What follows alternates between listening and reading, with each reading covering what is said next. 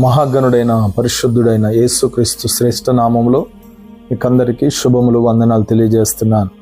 మత్తయి సువార్త 4వ అధ్యాయము 19వ వచనం. ఆయన నా వెంబడి రండి, నేను మిమ్మును మనుషులను పట్టు జాలర్లనుగా చేతునని వారితో చెప్పెను. వెంటనే వారు తమ వలలు విడిచిపెట్టి ఆయనను వెంబడించిరి. ప్రియులారా, యేసుక్రీస్తు ప్రభుల వారు తనతో పాటుగా ఉండడం కొరకు, దేవుని రాజ్య విస్తరణలో పనిచేయుట కొరకు అపోస్తులుగా ఉండడానికి శిష్యులను పిలుస్తూ ఉన్నారు. పేతురు, ఆంద్రేయ చేపలు పడుతున్నటువంటి సమయంలో ప్రభువు వారి యుద్ధకు వెళ్ళి, నన్ను వెంబడించండి, మనుషులను పట్టు జాలర్లుగా మిమ్మల్ని చేస్తానని చెప్పగానే వెంటనే వారు తమ వలలను విడిచిపెట్టి ఆయనను వెంబడించారని వాక్యం సెలవిస్తోంది. ప్రియ యవన సహోదరి సహోదరుడా, ప్రియమైన దేవుని బిడ్డలారా, దేవుడు నిన్ను పిలిచిన పిలుపు కొరకు ఆయన మాటను గౌరవించి విధేయత చూపి వెంటనే లోబడుతున్నావా? నీ జ్ఞానాన్ని, నీ ఆలోచనలను చూపిస్తున్నావా? శిష్యులైతే ఆయన మాట వినగానే వెంటనే వలలను విడిచిపెట్టారు, పడవలను విడిచిపెట్టేశారు.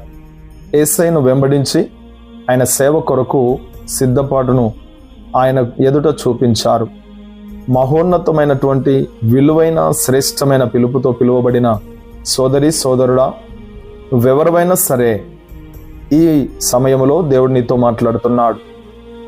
నా పని కొరకై రండి అని పిలుస్తూ ఉన్నాడు. ఇక జాగు చేయక వెంటనే ఆయన మాటకి విధేయత చూపుతావా?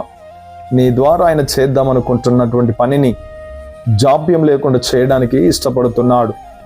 నీవేమాత్రం ఆలస్యం చేయవద్దు సుమా. నిన్ను పిలిచిన పిలుపులో నిర్లక్ష్యం వహించవద్దు. ప్రభువు నిన్ను పిలిచాడంటే ఎంతో గొప్ప కార్యమును చేయట కొరకే పిలిచాడు. కనుక నీ పనులను విడిచి, నీ పరిస్థితులను విడిచి, నీ సమస్యలను విడిచి ప్రభువు పిలుపుకు లోబడు, విధేయత చూపు. ఆయన నిన్ను మనుషులను పట్టే గొప్ప జార్లలుగా చేయడానికి ఇష్టపడుతున్నాడు. ఆయన మహిమగల పరిచర్య కొరకు నిన్ను నువ్వు అప్పగించుకో. అవిధేయుడవు కాక, అవిధేయురాలవు కాక, ఆయన చిత్తమును జరిగించుట కొరకు సంపూర్ణంగా అప్పగించుకొని ఆయనను వెంబడించు. నీ ద్వారా దేవుని రాజ్య విస్తరణ జరుగునట్లుగా నిన్ను బలపరిచి తనకిష్టమైన పాత్రగా తన మహిమ కొరకు నిన్ను వాడుకుంటాడు. అట్టి కృప నీకు దేవుడు అనుగ్రహించి బలపరచునుగాక. ఆమేన్.